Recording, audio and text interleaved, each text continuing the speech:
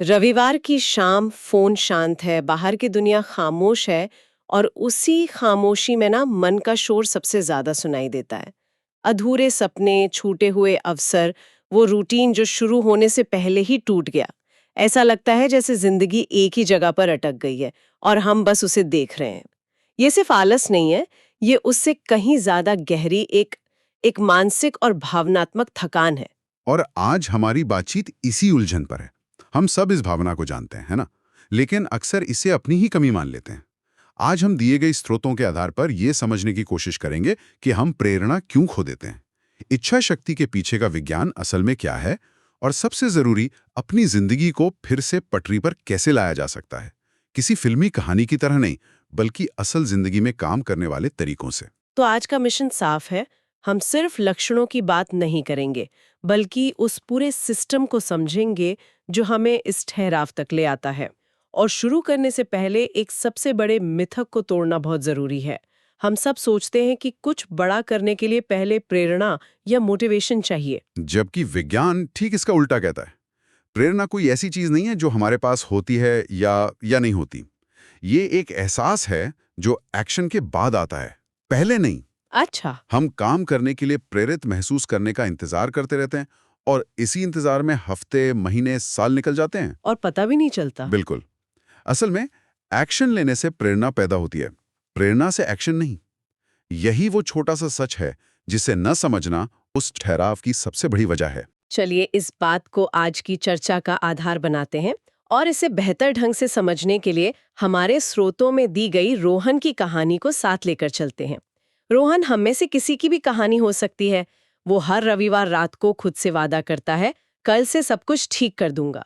लेकिन बुधवार आते आते वो वापस वहीं पहुंच जाता है जहां से उसने शुरू किया था, थका हुआ और खुद से निराश। तो सवाल ये है कि रोहन के साथ या हम में से कई लोगों के साथ ऐसा होता क्यों है? प्रेरणा आखिर जाती कहाँ है? हमारे स्रोत के अनुसार इसके पीछे कोई एक नहीं बल्कि 4 मुख्य वैज्ञानिक कारण हैं, और ये सब एक दूसरे से जुड़े हुए हैं। पहला और आज के डिजिटल दौर का सबसे आम कारण है डोपामीन बर्नआउट। डोपामीन। अच्छा, ये दिमाग का वो केमिकल है जो हमें खुशी और इनाम का एहसास कराता है। लेकिन इसका बर्नआउट से क्या लेना देना है? देखिए, डोपामीन हमें किसी काम को करने के लिए वो उत्साह और ऊर्जा देता है। लेकिन आज हमारी जिंदगी सोशल मीडिया की अंतहीन रील्स, जंक फूड और फोन पर लगातार आने वाले नोटिफिकेशन से भरी हुई है। ये सभी हमें तुरंत और आसानी से डोपामाइन का एक शॉट देते हैं। इसका नतीजा ये होता है कि हमारे दिमाग का बेसलाइन या सामान्य स्तर ही बहुत ऊंचा हो जाता है। मतलब दिमाग को छोटे-मोटे इनामों से संतुष्टि ही नहीं मिलती। बिल्कुल। उसे हर समय एक हाई लेवल की उत्तेजना चाहिए। इसलिए जब पढ़ाई करने, किसी प्रोजेक्ट पर काम करने या कसरत करने जैसे जरूरी कामों की बारी आती है, तो दिमाग को वे बहुत उबाऊ लगते हैं। हाँ, उबाऊ और फीके लगते हैं, क्योंकि उनमें मेहनत ज्यादा है और इनाम देर से मिलता है। रोहन की कहानी में भी यही होता है। वो दिन भर रील्स देखता है और जब रात में अपने जरूरी काम के लिए बैठता है तो उसका दिमाग कहता है इसमें मजा नहीं है। तो ये आलस नहीं है? नहीं, ये उसके डोपामाइन सिस्टम की थकावट है जो पूरी तरह से खराब हो चुका है। ये तो समझ आता है, डोपामाइन की वजह से इच्छा की कमी। लेकिन कई बार ऐसा भी होता है कि इच्छा तो होती है, पर हम काम शुरू ही नहीं कर पाते। एक अजीब सी वो पैरालिसिस जैसी महसूस होती है। क्या ये भी डोपामाइन का ही खेल है? ये एक अच्छा सवाल है, और ये हमें दूसरे कारण की ओर ले जाता है, निर्णय लेने की थकान, जिसे विज्ञान की भाषा में डिसीजन फटीग कहते हैं। हमारी इच्छा शक्ति एक फोन की बैटरी की तरह है जिसका संसाधन सीमित है। और हम उसे सुबह से ही खर्च करना शुरू कर देते हैं। क्या पहने, नाश्ते में क्या खाएं, हाँ, पहले किस ईमेल का जवाब दें, किसे नजरअंदाज करें। ये डिसीजन फटीग वाली बात तो मैं बिल्कुल समझ सकती हूँ। पिछले हफ्ते मैं ऑनलाइन खाना ऑर्डर करने की कोशिश कर रही थी और 20 मिनट तक सिर्फ मेन्यू देखती रही। अंत में मैंने ऐप बंद करके सिर्फ चाय बना ली, क्योंकि एक और फैसला लेने की हिम्मत ही नहीं बची थी। यही होता है। और सोचिए, रोहन अपने ऑफिस में दिन भर में 100 से ज्यादा छोटे बड़े फैसले लेता है। जब वो शाम को घर आता है तो उसकी इच्छा शक्ति की बैटरी लगभग 0 हो चुकी होती है। अब उस थके हुए दिमाग से ये उम्मीद करना कि वो जिम जाने या कोई नई स्किल सीखने जैसा बड़ा फैसला लेगा, ये लगभग असंभव है। और दिलचस्प बात यह है कि ये दोनों कारण, डोपामीन बर्नआउट और निर्णय लेने की थकान, एक दूसरे को और भी बदतर बनाते हैं। जब आपका डोपामीन सिस्टम थका हुआ होता है तो सही निर्णय लेने की मानसिक ऊर्जा वैसे ही कम हो जाती है। सही है। दिमाग आसान और तुरंत इनाम वाले फैसले लेना चाहता है, जिससे जरूरी कामों पर फैसला लेना और भी मुश्किल हो जाता है। लेकिन क्या ये हमेशा सिर्फ थकान या डोपामिन का ही खेल है? मैंने महसूस किया है कि कभी-कभी मैं थकी हुई नहीं होती, ऊर्जा भी होती है, फिर भी काम शुरू नहीं कर पाती। क्या इसके पीछे कोई और मनोवैज्ञानिक वजह भी हो सकती है? हाँ, और ये हमें तीसरे ज्यादा गहरे कारण पर ले जाता है, आलस के भेष में छिपा डर। हम अक्सर कहते हैं मुझ में मोटिवेशन नहीं है, लेकिन ज्यादातर मामलों में ये प्रेरणा की कमी नहीं बल्कि डर होता है। डर? किस चीज का डर? दोबारा असफल होने का डर, कहीं फिर से कोशिश की और नाकाम हो गए तो? अच्छा। देर से शुरू करने का डर कि अब शायद बहुत देर हो चुकी है, या फिर दूसरों के जजमेंट का डर कि लोग क्या कहेंगे। तो ये आलस एक तरह से एक बचाव का तरीका है। बिल्कुल, ये हमारे दिमाग का एक सुरक्षा तंत्र है। हाँ। दिमाग के लिए जोखिम भरे विकास से ज्यादा सुरक्षित आराम है। हम्म। आगे बढ़ने में असफलता का खतरा है, जबकि जहां है वहीं रहना सुरक्षित लगता है, भले ही हम वहां खुश ना हो। हाँ। शायद रोहन अपने पिछले प्रोजेक्ट में असफल रहा हो। अब उसका दिमाग हर नए काम को अवसर की तरह नहीं, बल्कि उस पुरानी असफलता के दर्द से जोड़कर देखता है। तो वो काम को टालता है। हाँ, और काम को टालना उसे एक अस्थायी राहत देता है।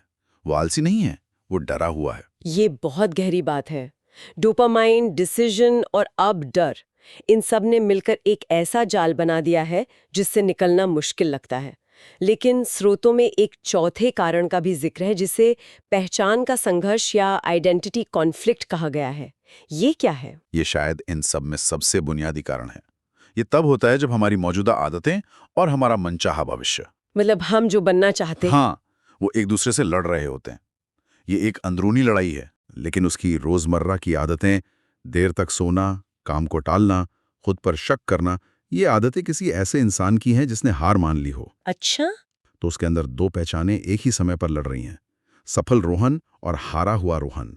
ये अंदरूनी संघर्ष उसकी सारी मानसिक और भावनात्मक ऊर्जा खत्म कर देता है। ये ऐसा है जैसे आप एक गाड़ी चला रहे हैं जिसका एक पैर एक्सीलरेटर पे है और दूसरा ब्रेक पर। बिल्कुल, आप बहुत सारा ईंधन जलाएंगे लेकिन कहीं पहुंचेंगे नहीं। इसी मानसिक थकावट से बचने के लिए दिमाग खुद को बंद कर लेता है। और हम उस बंद होने को प्रेरणा की कमी का नाम दे देते हैं। हाँ, तो रोहन इस चक्र में फंसा हुआ है। डोपामाइन बर्नआउट, निर्णय लेने की थकान, असफलता का डर और पहचान का संघर्ष। कोई आश्चर्य नहीं कि वो हर हफ्ते हार मान लेता है। तो फिर इस चक्र से बाहर निकलने का रास्ता क्या है? उसकी कहानी में ऐसा क्या हुआ जो सब कुछ बदल गया? एक रात इसी निराशा में उसने खुद से एक बहुत ही सरल लेकिन गहरा सवाल पूछा, क्या मैं टूटा हुआ हूं या सिर्फ थका हुआ? और उस एक सवाल ने सब कुछ बदल दिया। उसे एहसास हुआ कि वो आलसी या बेकार नहीं है, वो टूटा हुआ नहीं है। वह बस बहुत ज्यादा बोझ और बिना किसी सही मार्गदर्शन के जी रहा था। उसकी समस्या प्रेरणा की कमी नहीं थी, बल्कि स्पष्टता और एक सिस्टम की कमी थी। सही। इस एहसास ने उसे खुद को कोसने की जगह समस्या को सुलझाने पर ध्यान देने की हिम्मत दी। और यहीं से हमारी बातचीत का दूसरा हिस्सा शुरू होता है। अगर असली बदलाव प्रेरणा का इंतजार करने से नहीं आता, तो ये आता कहाँ से है? स्रोतों के अनुसार असली बदलाव मोटिवेशन से नहीं, बल्कि एक सही सिस्टम बनाने से आता है। हाँ। चलिए उन 4 व्यवहारिक कदमों की बात करते हैं। पहला कदम है, शुरुआत को छोटा करें, मतलब श्रिंक द रीस्टार्ट। हम सब ये गलती करते हैं। हम कहते हैं कल से मैं अपनी पूरी जिंदगी बदल दूंगा। हाँ, ये तो बहुत होता है। यह लक्ष्य इतना बड़ा और डरावना है कि हमारा दिमाग इसे शुरू करने से ही मना कर देता है। इसके बजाय स्रोतों का सुझाव है कि बस ये कहें, मैं अगले 10 मिनट ठीक करूंगा। ये सुनने में तो अच्छा लगता है, लेकिन क्या सिर्फ 5 मिनट टहलने या एक पेज पढ़ने से सच में कोई फर्क पड़ता है? कहीं खुद को धोखा देना तो नहीं है कि हमने कुछ कर लिया, जबकि असल में बड़ा लक्ष्य जस का तस है? ये एक बहुत ही जायज सवाल है। इसका जवाब विज्ञान में छिपा है। जब हम एक बहुत छोटा काम भी पूरा करते हैं, जैसे 5 मिनट टहलना, तो हमारे दिमाग में डोपामिन की एक छोटी सी खुराक रिलीज होती है। अच्छा। ये इनाम का एहसास कराता है। यहाँ लक्ष्य 5 मिनट में फिट होना नहीं है, बल्कि सालों से चले आ रहे कुछ न करने के चक्र को तोड़ना है।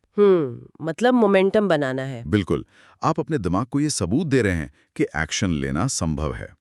आप खुद के साथ अपना टूटा हुआ विश्वास फिर से बना रहे हैं।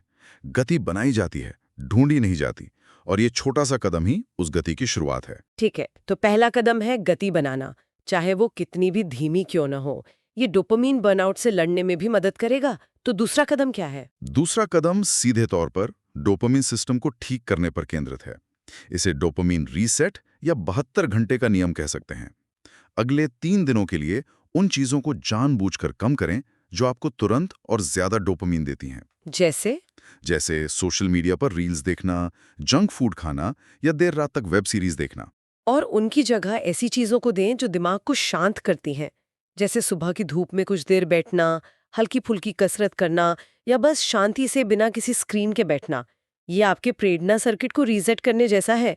लेकिन क्या 3 दिन सच में काफी हैं? 3 दिन एक रिकैलिब्रेशन पीरियड है। इसका असर आपको तुरंत महसूस होगा।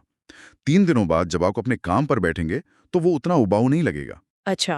आपका दिमाग कम उत्तेजना में भी काम करने के लिए तैयार हो जाएगा।